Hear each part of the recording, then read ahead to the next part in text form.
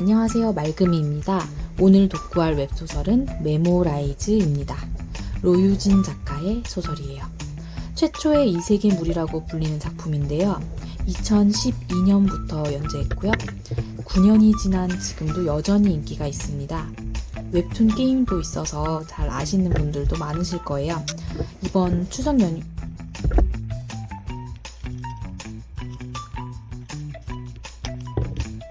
추석 연휴에 시간이 있어서 완결 소설을 찾다가 읽게 됐어요. 시간은 많고 소설은 재밌는데 다음 편이 없으면 답답하잖아요. 그래서 재밌는 완결 소설을 찾다가 읽게 됐습니다.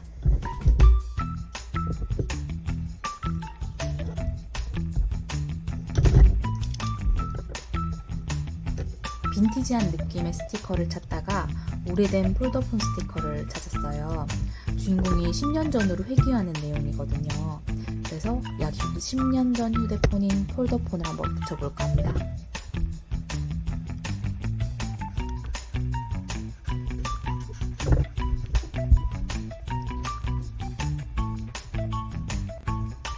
소설 보면서 주인공 수연의 팀원들이 귀엽다고 생각했거든요. 마침 제가 무민 캐릭터가 옹기종기 모여있고 캠핑도 하고 그러는 테이프가 있어요. 그래서 이 마스킹 테이프를 먼저 붙여줄 생각입니다. 많은 리뷰에서 선정적이고 잔혹하다고 하는데요. 초반에 인물들이 만나는 장면을 보면 그렇게 가혹한 장면은 없어요. 이제 웹툰은 조금 더 가볍고요. 저는 보면서 계속 그냥 귀여운 인물들이라고 생각했습니다. 제가 지금 쓰는 내용은 전체 리뷰보다는 독서 일기에 가깝습니다.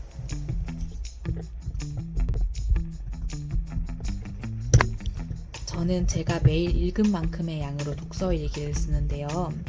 정말 말 그대로 독서 일기예요. 드라마 보면 악역인 줄 알았는데 알고 보면 조력자였다 그런 내용이 나오잖아요. 독서 일기를 쓰면 그런 게 뚜렷합니다.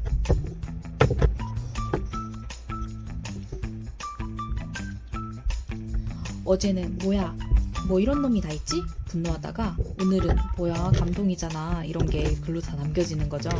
그래서 매일 조금씩 쓰고 읽는 그런 독서일기는 참 재미있는 것 같아요. 그런 독서일기 내용으로 다이어리를 꾸미는데요. 이번에도 마찬가지입니다. 오늘 리뷰할 메모라이즈는 100화 이내의 내용입니다. 결말을 해석하는 서평을 쓸 때도 있지만 사람들에게 추천해주는 용도 서평 쓸 때는 초반에 재밌는 부분을 뽑아서 쓰는 게 좋은 것 같아요. 그래야 조금 더 흥미가 돋고요. 참고로 메모라이즈는 1070화 완결입니다. 조금 다크한 분위기로 꾸미는 건 어떨까 고민하다가 저는 이 소설을 그렇게 어둡다고 생각하지 않거든요. 그래서 완전히 화사하지는 않아도 어두운 느낌은 아니게 그렇게 꾸며보고 싶어요. 체크무늬 떡메모지를 쓰고 싶은데 집에 있는 게 라푼젤이더라고요. 공주는 안 어울리는 것 같아서 잘랐습니다.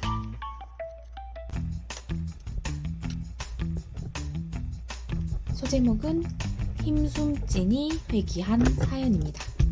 소설에서 차원이동과 회귀가 함께 나옵니다. 주인공 김수연이 군대 전역 후에 집에 오는 길에 홀플레인이라는 세계로 이동합니다. 이게 1회차고요. 1회차에서 형과 연인을 잃어요. 그래서 그들을 살리려고 제로코드를 써서 10년 전으로 되돌립니다. 1회차를 겪고 다시 튜토리얼에 떨어진 거죠. 이 시점에서 소설이 시작합니다. 근데 이상한 점이 있어요. 소원을 쓸 수 있는 아이템이 있습니다. 사람을 살릴 수도 있고요. 즉, 형과 연인을 살릴 수가 있는 거죠.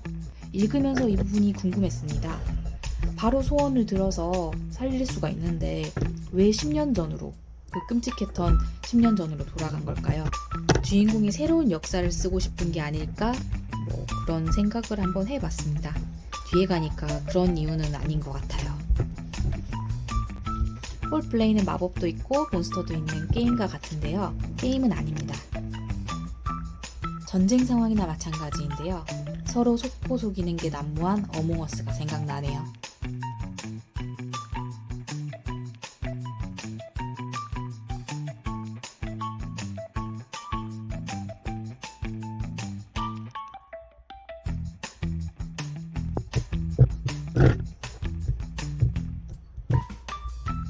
시간이 뒤틀린 느낌을 주려고 빈티지 스타일 스티커를 주로 선택했어요.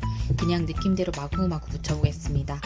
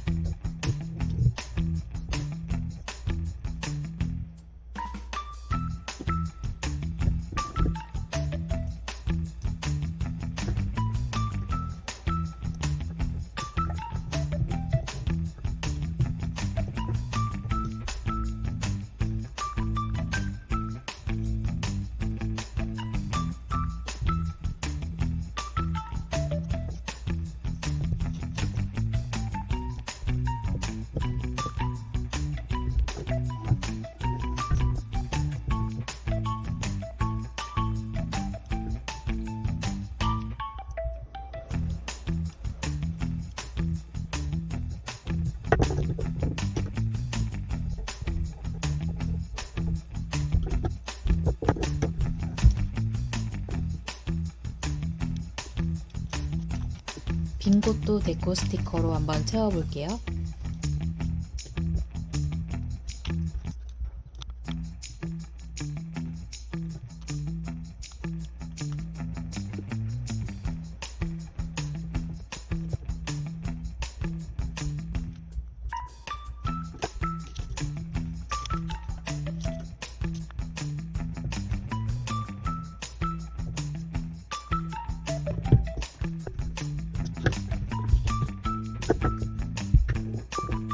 다음 장도 똑같은 무인 마테로 붙여줍니다. 스티커는 읽으면서 느낀 대로 귀여운 곰돌이도 붙여주고 빈티지 느낌 나는 배경도 붙여주려고 합니다.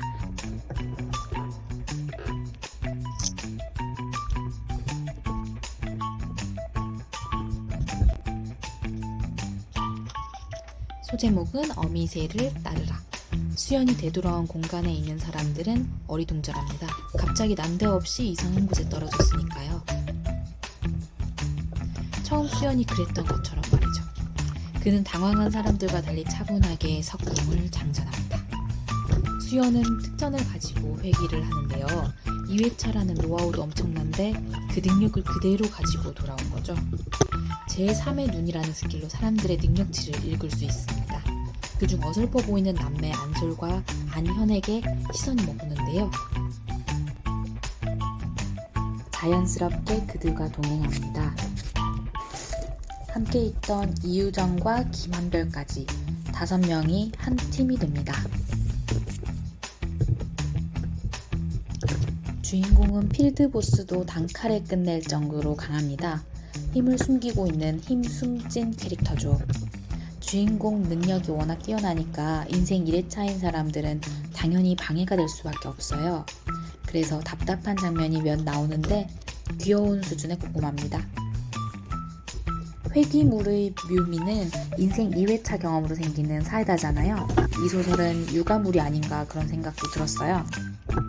수연이 힘을 숨기면서 다른 팀원이 성장하도록 지켜봅니다. 작중에서 수연은 23, 나머지는 22 정도로 한두 살 차이가 나는 팀 크루가 구성이 됩니다. 하지만 수연은 10년을 회귀했잖아요. 30대인 거죠. 이거 게임이 아니다, 정신 차려라 채찍도 하고 팀원들이 능력치를 올릴 수 있게 뒤로 빠져서 계속 서포트를 해줍니다. 진짜 위험한 상황에서만 나서고요. 수연이 뒤에서 놓는다고 해도 팀원들은 모두 알고 있습니다. 그가 없으면 안 된다는 걸요. 수연이 허락을 받고 따르는 일들이 많아요. 모든 팀원이 수연에게 많이 의지합니다. 그게 꼭 어미새를 따르는 아기새 같아요. 두 번째 소제목은 던전 보스도 수연 앞에서는 쭈구리입니다. 조아라 포스트에 보면은 비주얼 스토리텔링이라고 있어요.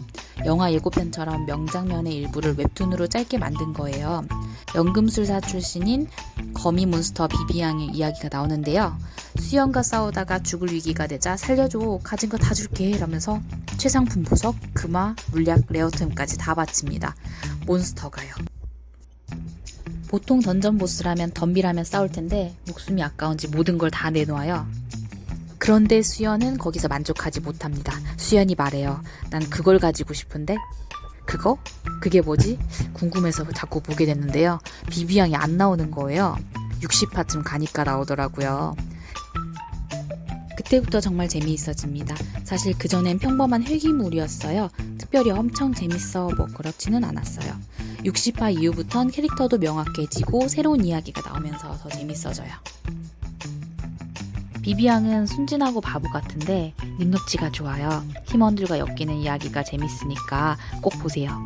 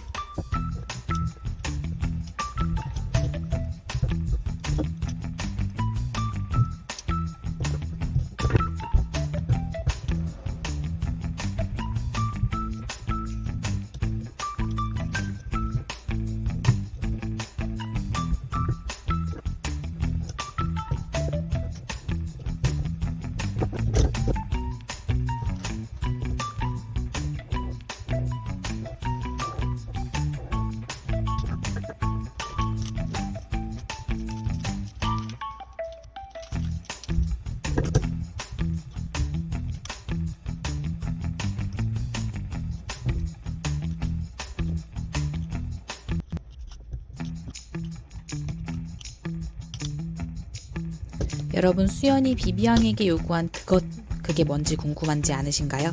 시간이 넉넉한 주말에 휴가에 볼 소설 고르신다면 메모라이즈 보세요.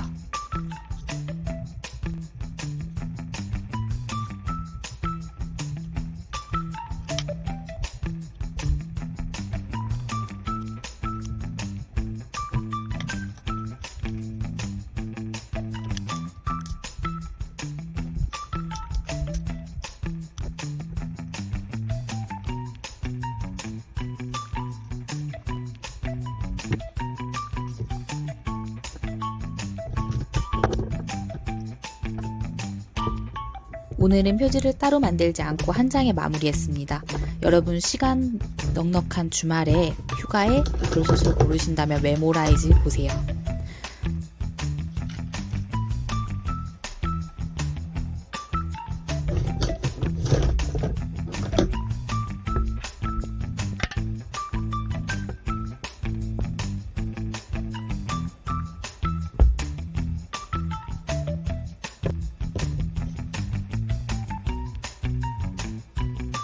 다음 독구에 쓸 영상을 찍어두고 편집하지 못한 게 3개가 더 있는데요.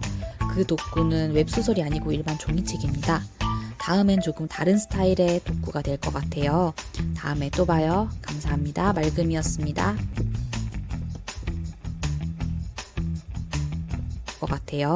다음에 또 봐요. 감사합니다. 맑음이었습니다.